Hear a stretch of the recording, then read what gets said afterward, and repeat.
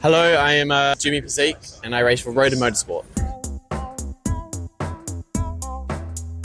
So where did the racing journey start for you? Yeah, I mean, it started way back when I was 6 years old.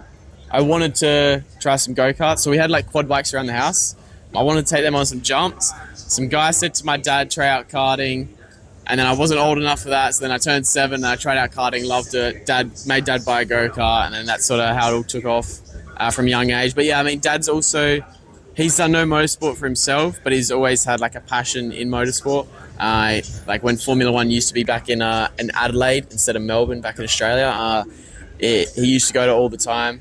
He went on a school trip to the F1, so that's pretty cool for him. But yeah, he's always been he loves motorsport, and I think that's just carried on to me, and I've actually gone and done it now. How cool is that to do a school trip to F1? I wish I could have done that. So what was it? Was there a specific moment when you realised, actually, I'm quite good at this? This is what I want to do professionally? Yeah, well, I mean, sort of my early days, I think, in my career, like when I was probably 7 to about 8 or 9, it was a bit just having fun on track. And then I remember my first win, it was on Australia Day. So that's the 26th of January. It was the first race of the year. And we just got new motors in Australia. So they just changed over to a new type of motor. And I had like dominated that weekend, won all the races. And it was super cool for me. Like I was just like, okay, maybe we can actually make something out of this. Just kept building. Did that for the year. Then I started doing the national series. Then I finished 3rd in the national series. Then it was just like, okay, maybe we can actually do something with this. And it's just been always developing.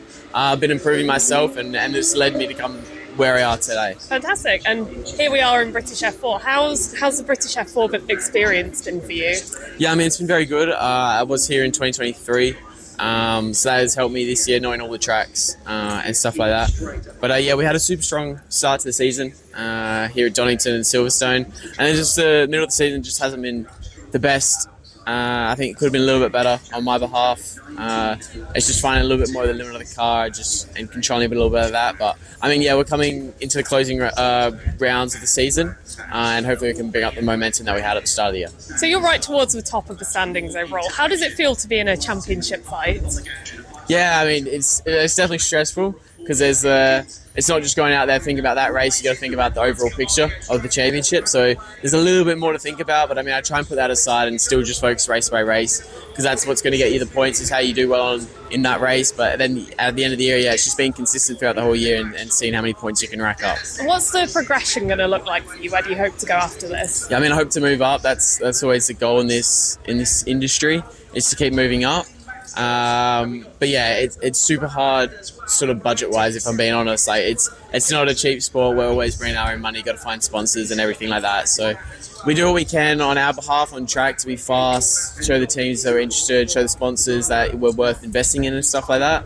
But I mean, yeah, at the end of the day, it's you can do as much as you can, but you still need a little bit of luck on your side. Yeah, and obviously you've moved to Europe now to continue your racing career. How's that been? Yeah, I mean, I haven't moved fully. I've only moved for this year, so I still will go back to Australia.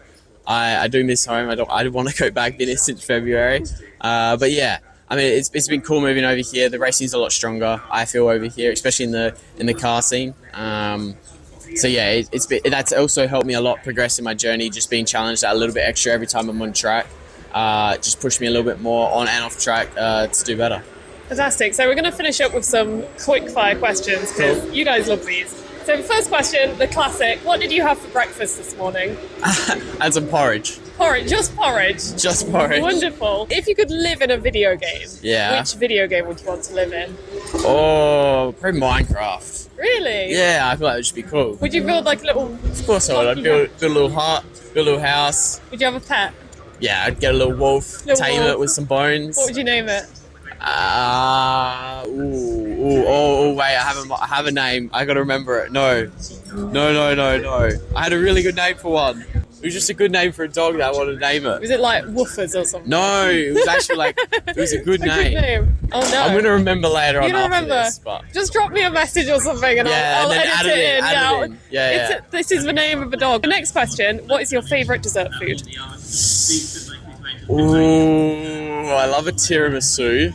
I also love a brownie and a souffle. I just love dessert in Be general. careful mentioning brownies, because the Brownies. last driver that said brownie to me he's being brought brownies. It's Chase Fernando. So He's getting brownies. Maybe I should say brownies, start. I mean, if you want brownies. Nah, I'm okay. I'm going to stay back on them. Okay, don't bring in brownies. Going to stay back on them, but... Brilliant. I say a souffle. I like a souffle. A souffle. It's And nice. the final question, do you have a hero that you look up to in racing?